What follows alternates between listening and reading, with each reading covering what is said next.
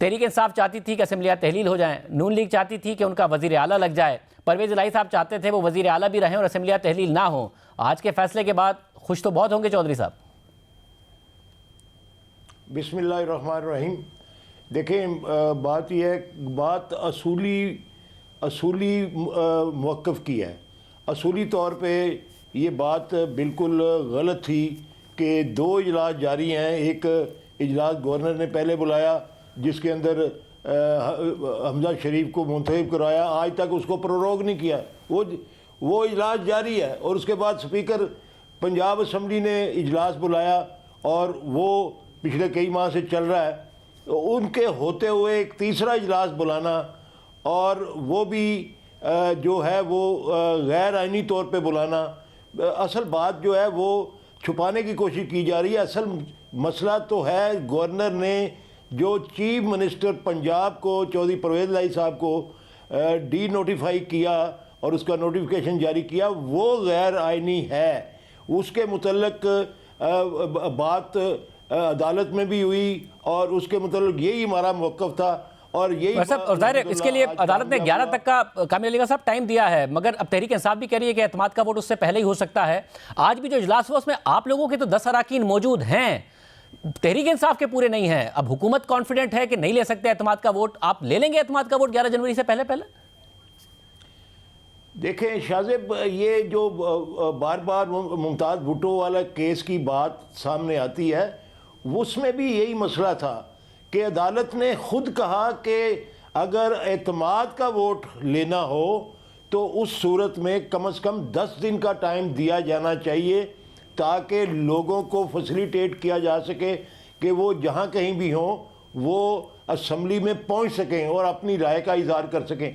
तो ये जो टाइम मिला है इसके अंदर इंशाअल्लाह बंदे पूरे हो जाएंगे। कुछ लोग बैरून मुल्क हैं और हमेशा होते हैं, कोई उम्रे पे जाता है, कोई किसी की मजबूरी होती है, किसी की कोई दोस्त यानी जो आप मजदूर भट्टू केस का हवाला दे रहे हैं और हुकूमत भी कह रही है कि मुमकिन तौर पर अदालत एतमाद का वोट लेने का कहेगी, आप कह रहे हैं 11 जनवरी से पहले पहले एतमाद का वोट ले लिया जाएगा, 11 जनवरी की नौबत नहीं आएगी?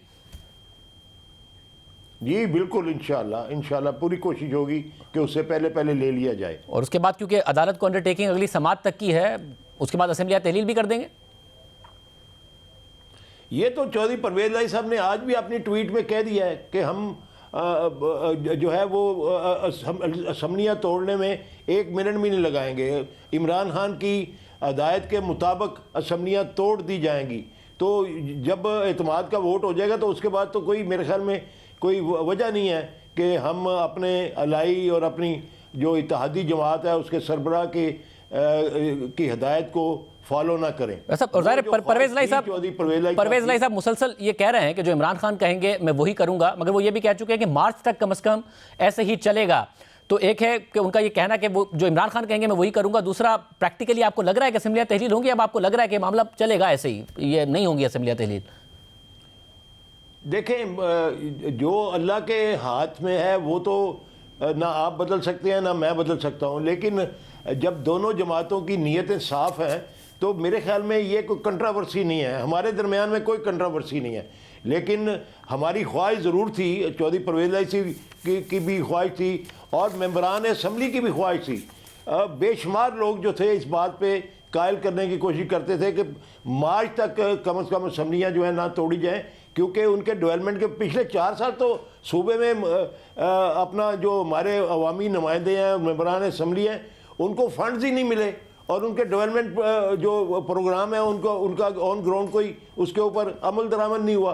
तो अब चूँकि अमल दरामद शुरू हुआ है और वैसे भी सूबे के अंदर बहुत सारी स्कीमें चौधरी परवेज़ इलाही साहब ने अपने वीएन के मुताबिक हमेशा की तरह नई वजह कर दी हैं, तो उनके नतायज देखने भी ज़रूरी थे और अगर वो हो जाता तो मेरे ख्याल में अच्छी बात थी, लेकिन मुझे अगर उसमें इख्तलाफ कोई नहीं है। एक और बात बताइएगा कि ये चीफ सेक्रेटरी का क्या मामला है? तहरीक इंसाफ इल्ज़ाम लगा रही है, नामालूम अफराद का भी कह रहे हैं कि चीफ सेक्रेटरी को कोई कमरे में बंद किया, उनसे साइन नहीं करना चाह रहे थे, साइन कराए गए अपने वज़ीर आला को डीनोटिफाई करने के लिए। क्या वज़ीर आला का क्या मौक़िफ़ है इस हवाले से? चीफ सेक्रेटरी साहब की जो शाम तक कल रात तक जो राय थी वो यही थी कि ये नोटिफिकेशन जारी नहीं हो सकता, ये गैर कानूनी होगा और गैर आइनी होगा। उसके बाद पता नहीं, खुदा जानता है क्या दबाव आया है। कोई दबाव तो ज़रूर आया है। ये ज़बान आम भी है, लाहौर में हर ख़ास व आम ये बात कर रहा है कि कोई दबाव आया है जिसकी वजह से चीफ सेक्रेटरी साहब ने आनन फानन वो उसके ऊपर दस्तखत कर दिए, बहुत शुक्रिया, जारी कर दिया। बहुत शुक्रिया।